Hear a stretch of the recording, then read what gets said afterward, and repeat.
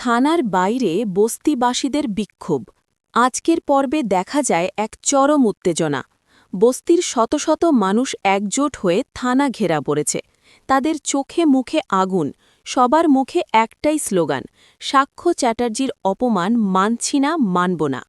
সাধারণ মানুষের দাবি, একজন সৎ এবং আদর্শবান মানুষকে এভাবে পুলিশি হেনস্থা করা চলবে না। ঝিল আর সাক্ষ্যর পাশে দাঁড়িয়ে বস্তিবাসী আজ প্রতিবাদে ফেটে পড়েছে। পুলিশের সাথে সাক্ষ্য ও ঝিলের তর্ক। থানার ভেতরে সাক্ষ্য ও ঝিল পুলিশের মুখোমুখি দাঁড়িয়ে। অন্যদিকে থানার ভেতরে ঝিল এবং সাক্ষ্য পুলিশকে স্পষ্ট জানিয়ে দেয় যে তাদের বিয়ের মণ্ডপ থেকে অন্যায়ভাবে তুলে আনা হয়েছে। সাক্ষ্য প্রশ্ন তোলে, একটা প্রাপ্তবয়স্ক ছেলেকে কি জোর করে বিয়ে দেওয়া যায়?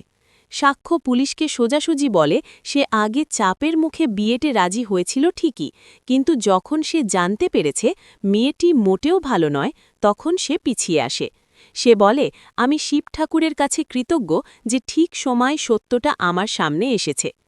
ঝিলের আত্মমর্যাদা ও পুলিশকে হুঁশিয়ারি। ঝিল রাগত স্বরে পুলিশের দিকে তাকিয়ে কথা বলছে। পুলিশের আচরণের কড়া জবাব দেয় ঝিল। পুলিশ তাকে তুমি করে সম্বোধন করলে ঝিল গর্জে ওঠে। সে বলে, আপনি আমাকে তুমি করে বলছেন কেন? আমি একজন অ্যাডাল্ট মেয়ে এবং সাক্ষ্য চ্যাটার্জির স্ত্রী, আমাকে সম্মান দিয়ে কথা বলুন। ঝিলের এই সাহসী রূপ দেখে পুলিশও দমে যেতে বাধ্য হয়। ঝিল আরও বিচার চায় যে তার সাথে যে অন্যায় হয়েছে তার শাস্তি কে পাবে। সাক্ষ্যের বাবার কঠোর অবস্থান ও আভিজাত্যের দম্ভ। সাক্ষ্যের বাবা পুলিশ ও চৈতির পরিবারের দিকে তাকিয়ে কথা বলছেন। পরিস্থিতি সামলাতে সাক্ষ্যের বাবা পুলিশকে সাফ জানিয়ে দেন, যদি আপনারা একতরফা বিচার করেন তবে আমিও আমার প্রভাবশালী বন্ধুবান্ধব ও ডাক্তারদের কল করতে বাধ্য হব। এরপর তিনি চৈতিকে উদ্দেশ্য করে বলেন, তুমি কোনো ভালোবাসার টানে নয়, বরং আমাদের ফ্যামিলির নার্সিংহোম, নামডাক ও সম্পত্তি দেখে আমার ছেলেকে বিয়ে করতে চেয়েছিলে। তোমার কোনো জায়গা এই বাড়িতে নেই। চৈতিকে প্রত্যাখ্যান ও বিচ্ছেদ। চৈতি কান্নাকাটি করছে, সাক্ষ্যের বাবা তাকে বাধা দিচ্ছেন।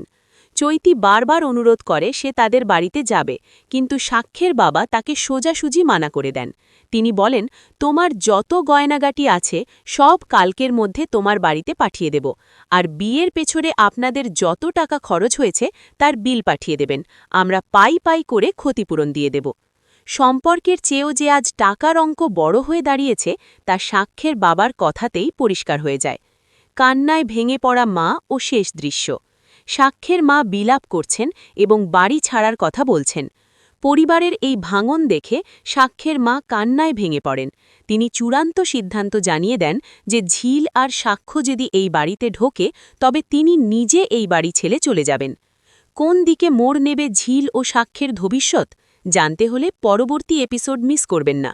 বন্ধুরা, আজকের এই নাটকীয় মোড় আপনাদের কেমন লাগলো? ঝিল কি পারবে তার শ্বশুরবাড়িতে জায়গা করে নিতে? কমেন্টে জানান। আর এমন আরও বড় আপডেট পেতে আমাদের চ্যানেলটি সাবস্ক্রাইব করে লাইক ও শেয়ার করে পাশে থাকুন। ধন্যবাদ।